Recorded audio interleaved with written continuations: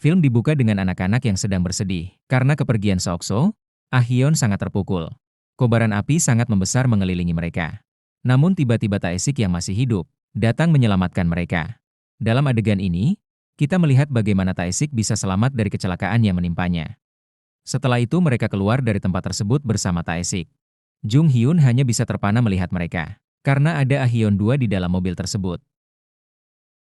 Jung Hyun pun kena tampar oleh Kim Se-hye. Karena membiarkan mereka pergi, Se-hye pun sangat kesal. Dia kembali memerintahkan Jung Hyun untuk membunuh mereka semua. Kembali ke Ah Hyeon, Tae-sik dan anak yang lainnya. Mereka memberi pemakaman yang layak untuk Seokso. Duka mendalam tak terelakkan lagi dari semua anak-anak yang kehilangan. Tae-sik, Ah Hyeon dan anak yang lainnya pergi ke tempat dokter yang menyelamatkan mereka tempo dulu. Mereka berencana untuk menyerang markas besar Kim Se-hye. Di sana sang dokter memfasilitasi mereka dengan senjata-senjata yang dia miliki. Di saat yang bersamaan, berita tentang kematian Kwon Kang-men tersebar luas. Mereka mengaitkan hal ini dengan kejadian sebelumnya, yang dialami oleh pendeta dan istrinya. Berita ini langsung terdengar oleh ibu negara. Dia pun khawatir akan terkuaknya apa yang mereka kerjakan bersama Kim Se-hye. Kim Se-hye kembali meyakinkan ibu negara bahwa dia akan melakukan segalanya agar semua ini tidak terungkap. Kim Se-hye mempunyai rencana untuk membuat kebijakan baru yang kejam. Kebijakan itu diberi nama Dedai. Sistem ini memberi waktu 7 hari kepada para orang tua untuk memutuskan apakah mereka akan mengembalikan anak adopsinya. Rencana ini untuk memusnahkan jejak semua orang yang terlibat perdagangan gelap tersebut. Kemudian surat itu disebar secara rahasia kepada orang tua angkat mereka oleh Kim Se-hye. Setelah itu, Jung Hyun melaporkan statistik orang tua yang mengembalikan anaknya. 96% orang tua sudah setuju, hanya 4% yang belum. Kemudian Kim Se-hye meminta daftar orang yang tidak meretur tersebut. Kembali ke Ah Hyeon, Tae-sik dan yang lainnya. Mereka tiba di tempat milik Se-hye. Tae-sik menerobos masuk, lalu dia bergerak menghabisi para penjaga di sana, termasuk anak buah Jung Hyun. Saat hendak pergi dari tempat tersebut, tiba-tiba dia diserang Jung Hyun. Tae-sik pun hampir kalah, namun berhasil melarikan diri.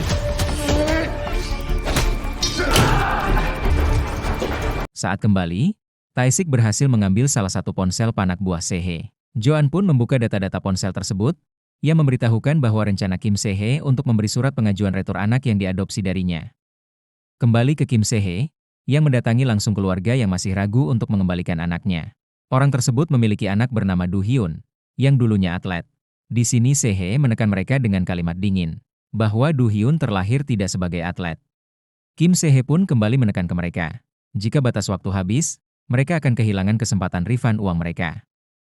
Setelah itu Se-hye kembali menghampiri keluarga lainnya yang tidak mengembalikan anaknya, yaitu Ibu Eun-jo. Eun-jo punya penyakit yang sangat langka dan biaya pengobatannya sangat mahal. Di sini Se-hye mencoba untuk mempengaruhi ibunya Eun-jo agar meretur anak adopsinya tersebut. Diam-diam percakapan ini disadap oleh Joan. Hal itu terdengar oleh Tae-sik dan anak-anak yang lainnya. Ah Hyeon dan Woo Tae-sik mencari cara masuk ke markas pelaksanaan Dedai. Ah Hyeon dan Tae-sik menghampiri keluarga Eun-jo yang masih punya hati nurani. Tae-sik memperlihatkan foto-foto anak yang diretur oleh orang tua angkatnya. Jika Eun-jo diretur, maka akan bernasib sama seperti anak di foto tersebut. Keluarga Eun-jo pun akhirnya bersedia membantu mereka.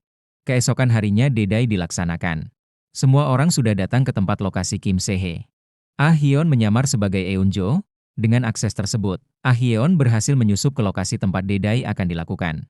Saat berada di lokasi, Ah Hyeon mencoba menyerang langsung Kim Se-hye dengan tujuan menghabisinya, menggunakan senjata sniper. Namun rencananya gagal total. Dia tertangkap oleh Jung Hyun sebelum bisa mengeksekusi Kim Se-hye. Setelah itu, Kim Se-hye membuat pengumuman yang menakutkan. Ternyata yang harus mengeksekusi anaknya, yaitu orang tuanya sendiri sebagai bagian dari proses refund. Adegan ini memperlihatkan puncak kekejaman Se-hye. Memaksa orang tua memilih antara rasa takut dan rasa sayang pada anak. Ah Hyeon pun harus terjebak di dalam sana. Kemudian film kembali ke masa lalu, saat Kim Se-hye masih berusia belasan tahun.